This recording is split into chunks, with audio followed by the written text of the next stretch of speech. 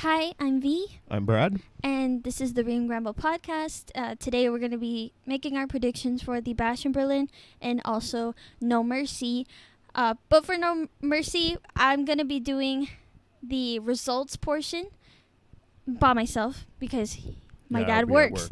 So that just a heads up for that. So let's just get right into it. This shouldn't be very long. But first is the Jade, Cargill, and Bianca Belair versus the Unholy Union, Alba Fire, and Isla Dawn. Do you want me to say it? I think we both agree. Jade and Bianca have to get this one back. Yeah, they're basically winning this match. They're going to get their championship back. That is what I hope happens for sure. I have a strong feeling that there's going to be an interference by Blair Davenport, and obviously Naomi's going to come in. Right, of course. I'm pretty sure following that happening, I'm pretty sure one of the members of the Unholy Union is going to try to roll up a member of between Jade and Bianca, roll up them. But I don't know if it's going to be successful at all. I mean, if anything, the only thing I could see is somebody new having to show up if they're not going to win. But I couldn't who think of who would that be? Who knows? I mean, that's the only way I can see them not winning this. Yeah, I don't think Unholy, like we voiced it before, Unholy Union is just not really cut out to be a tag team right now. Like, I just feel like they just aren't that great. They haven't had any good matches, in my opinion. Have they fought the best of people? Not quite. No. So it's not really fair to say that they're bad, but I think it's pretty certain that Bianca and Jade should win. Otherwise, if they didn't win, it would have to be through interference or something like that, because if we're thinking back to when they actually won the championships at the Clash at the Castle, they didn't do very much in that match. It was mostly Shayna, Zoe, right, Jade, and Bianca. They were carrying the match. Yeah, so that's just how I feel, and it's the same. It's mutual for us. So we'll see if we're right. Next is the Drew McIntyre versus CM Punk strap match. I'm hoping it's Drew. I'm so done with the storyline. As I said before, progressively, it's been incredibly petty, and it's very drawn out, in my opinion. I like the long-term stories, like I always repeat, like long-term storytelling is great, but I feel like nothing in the storyline has shifted for me to feel like it's involving in any way. Like, literally the last thing there has been a change was when Drew took the bracelet, and that's been for a while now. Because first it was, CM Punk got hurt by Drew during Royal Rumble, and then the bracelet thing. That's the only two things that's ever happened, and I feel like in this span of like 3 weeks, 2 weeks or 3 weeks, leading up to now the Bash in Berlin, I feel like there just hasn't been anything of a difference, I guess you would say, of importance as well, that makes me feel like I'm excited for this match. I'm really not excited for this match. Aside from the match being a strap match, I think that's what's the cool part. Yeah, that's going to be the cool part. I actually I'm not going to agree with you on this. I actually think CM Punk might win this. Well, after watching Raw, you feel like? I feel like if this is going to be the end of their storyline, he has to win, get his bracelet back, and then he can move forward. Because I feel like if Drew wins again, he's still going to have that bracelet and everything, so this will continue. So I think that if that's how the story is supposed to end, and it moves on to something else, he has to win and get that bracelet back. Well, you're right about that. I would say with the bracelet, I'm not really sure. Because my perspective, I thought that if Drew wins, it would be more plausible in that case, because then when Seth inevitably returns at some point, he could tell CM Punk or rub it in CM Punk's face that even if Seth was there and not for that match, he still lost against Drew in a genuine competition. That's true. That could be possible. So, but in that case, there would have to be something to conclude, this storyline where CM Punk has to get back that bracelet. So, well, how many matches has CM Punk won since he returned to WWE? 0, no? Yeah. Yeah, okay, so I think he might be due. Maybe. I mean, so we're on opposite sides of the coin, so that makes it a little more interesting in that case. This match I am the least excited for. Kevin Owens versus Cody Rhodes. Look, I like both men. They're great. But obviously I'm expecting Cody to retain this title, and I'm fully expecting a heel turn by Kevin in that case, because why else would they insinuate a betrayal at that past SmackDown? I mean, we have yet to see what happens in this SmackDown. But I'm getting like that tension that they want us to believe that it was going to happen, but because it didn't just yet. If Cody conquers Kevin at the Bash in Berlin, I'm pretty sure Kevin will retaliate and then blame Cody for his lost record this past year because he's been defending him against the Bloodline. And it can open up more matches for Cody with, like, new people, I guess, a new rivalry overall besides the Bloodline, which I think would be kind of interesting because Cody does need more people, I think. I kind of feel like in some ways, though, that I think that somebody will interfere in this match. Most likely it will be the Bloodline. But I also have the wild card theory that I also think that AJ Styles will return. Oh, my God. Of course. I mean, I feel like, you know what? He's supposed to come back. Dude, you're so obsessed. I'm just saying. I mean, he's supposed to be coming back. This is an opportunity for him to come back, come in and ruin the opportunity for Cody Rhodes to win his match clean or something like that? Nah, I don't think so because like what we said in the last recap, I mean, LA Knight was opening a challenge. That would be when he returns. That is Remember true. that? That is true. Yeah. Well, never mind. Strike what I said about the AJ Styles things, but I still hold true to the Bloodline coming and interfering in some ways. And maybe perhaps a new Bloodline member. Zilla? Hikuleo? Yeah. Either one of those. He could be. All right. Damien Priest and Rhea Ripley. Oh my God, the Terror Twins. Who gave him that name? Versus Liv Morgan and Dominik Mysterio. I want Liv and Dom to win. Me too. Part of me doesn't see that happening because Damien and Rhea are like, well, you know what? It's kind of tough. This is kind of like I'm a little bit 50-50 on this. Part of me though. Like progressively has been believing more that Liv and Dominik will win because I just feel like Damien and Rhea's babyface turn is just so fresh, and the Judgment Day finally got like, I guess, well, finally succeeded over them last week and not this week, right? Oh no, they did succeed this week again, I believe. Yeah. Well, no, they didn't actually. I don't remember. Well, anyways. I just think that I just think that it would just look better for the Judgment Day if those two did win, as opposed to like Damien Priest and Rhea. I mean, like what do they have to gain from winning from this match, besides like obviously storyline? But if we're talking about like in terms of making the faction look stronger, I think it would just be better for Liv and Dom. I see a lot of the times that they do tend to let the baby faces win a lot, so I'm hoping that that's not the case this time. And also the only way I could see them losing genuinely is by interference from other Judgment Day members. I literally cannot see Liv Morgan in any capacity beating Rhea, so it would have to be from a interference. I just hope it's the first match. I honestly put that Jade and Bianca one first because I hope it's the first one. Well. Either way, I'm not very excited for most of these matches, except for the next one, which is Randy Orton versus Gunther. I am excited. My excitement has killed a little bit because of the amount of promos that were very similar each and every Raw.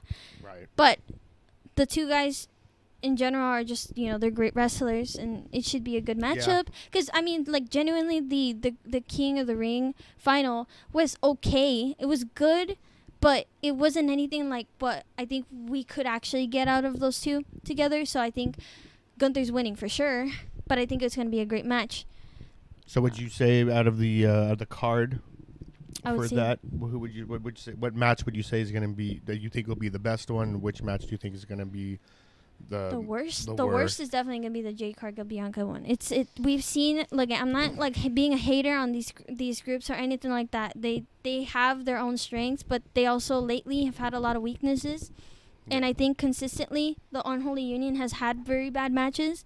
And I also think that Jade Cargill and Bianca Belair don't have the best chemistry.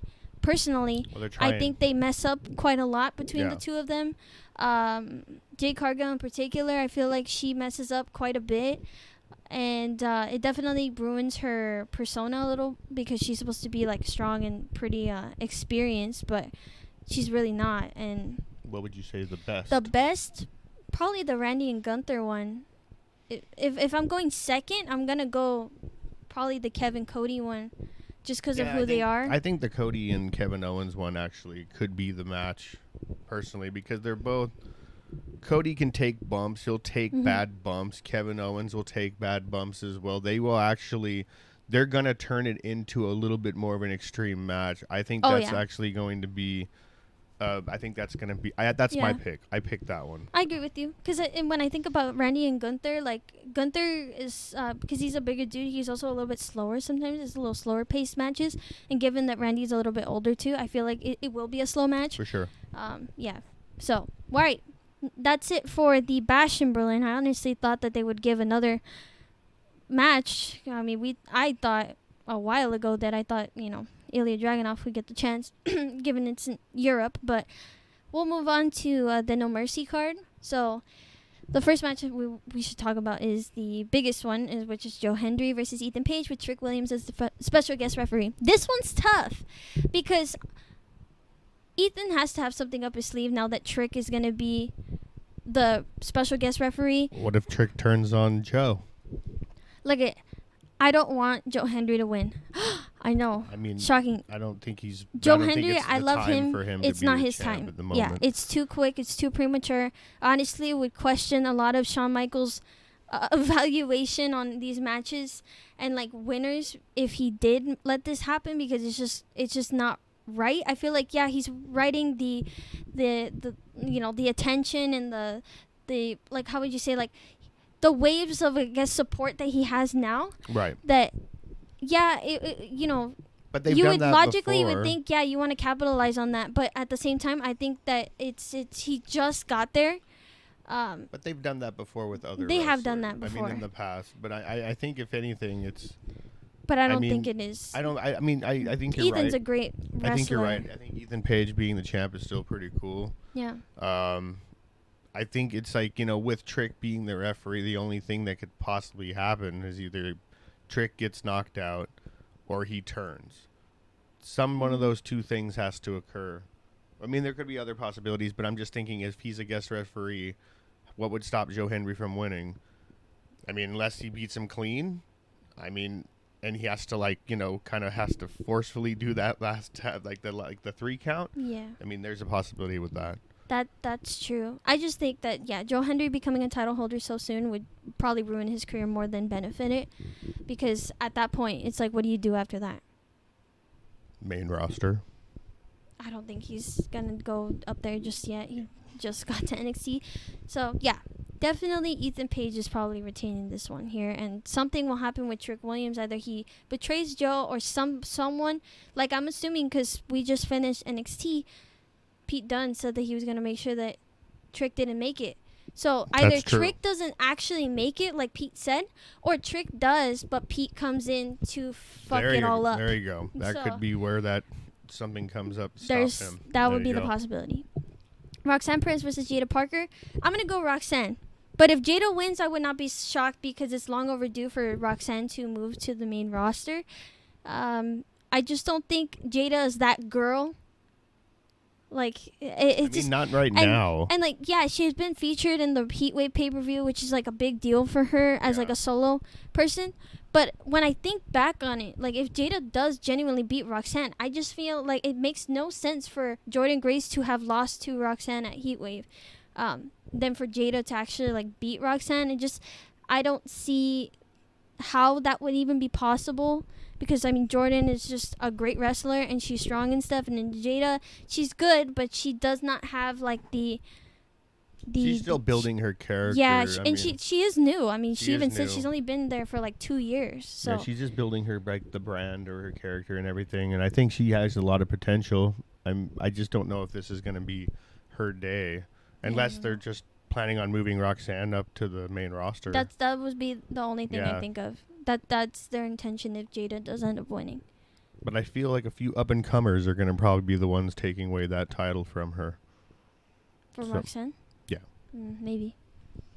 All right, next. Oba Femi versus Tony D'Angelo.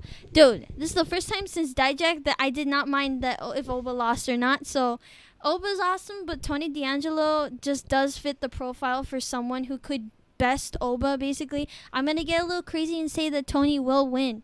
I just think he's probably the only guy who could do it, and it's pretty well for him to move on to being champ again after losing the Heritage Cup.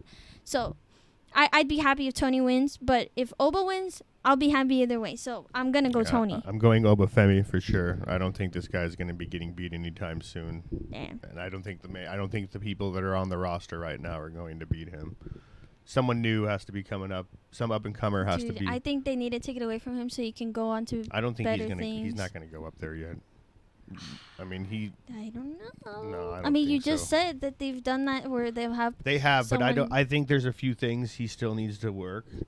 Obafemi does. I mean, he does have he's athletic. He's got a good look. He's good on the mic. His music's cool. Like, the whole thing is going well. I think you should just kind of let that marinate a little bit longer before you start talking about taking him up to the main roster, because no, I'm not saying to the main roster. Do you mean like a championship level? NXT champ. Yeah, I don't know. I mean, I think his North American thing is great. It is great, but if you think that about would be the next step. Then there is nobody else. I feel like if you think that would be genuinely, the next step then. Yeah, genuinely, there's nobody else that could take it. So for sure, if Tony takes it, Oba's definitely going for the NXT championship. I wouldn't be mad if Tony does win. I would not be mad. But I'm going for Oba. For sure. All right, Kehlani Jordan versus Wendy Choo. We have not been able to see much of Wendy's wrestling lately, or anything from Kehlani Jordan. We haven't seen her wrestle. We just we haven't seen anything because our Hulu censors all that stuff from us. So we have not seen very much. But I'm feeling pretty good that Kehlani will retain. She just got the championship not that long ago. I mean, that's pretty evident. I don't think Wendy Choo is going to be winning that championship. Yeah, so moving on to probably the match that I think will be the greatest of the night, which is Axiom and Nathan Frazer versus Chase U, Andre Chase, and Ridge Holland. I hope Axiom and Nathan win it again. I may be super biased, but that is my pick. And even if Chase U wins, that's fine. If Chase U loses, though, I think Ridge could do a heel turn. Because I feel like in that case, if they lose, Andre Chase has to get pinned, and then Ridge will be like, "What the fuck? I want these for you guys," and get angry. That's just my wild guess. That is a very interesting scenario right there. It's very possible. And actually a very possible. Yeah, it's very possible. Perhaps Pete Dunne comes out and tells them like, "Hey, what happened?" Yeah. And then they go like, you have to suck it up. You losing is like basically what he said to Trick. I actually just think I kind of would like to see Chase U retain, personally, but I do expect it to be a good match. So yeah, I don't really care who wins or loses. For sure. Yeah. And lastly, Wesley versus Zach wins. I hope. I'm going for Zach. I'm going Zach. Yeah. I hope Zach shows Wes who's boss. Wesley's such a crybaby. Maybe I think just throwing Wes down further in his spiral of misery would make him maybe he'll become more of a darker character. Dude, who knows? That'd be so funny if if he's taunting him, he was talking about the North American Championship, shit talking Wes about it. I totally would do that too. Yeah. We probably could. You guys, if you've listened to everything we said, you could smell it from a mile away. We were not going for Wesley in that case. No. But yeah. Of all the matches, Axiom and Nathan Frazer is definitely going to be the best. I'm going Oba and Tony D'Angelo and Ethan Page and Joe Hendry. I think all three of those matches are going to be fantastic. Actually, every match except for I really don't care about the women's one. I don't want to do that again. That Kehlani Jordan and Wendy Choo match might be that's going to be a tough one. I hope we're wrong. I hope so too, because I would like to think that NXT.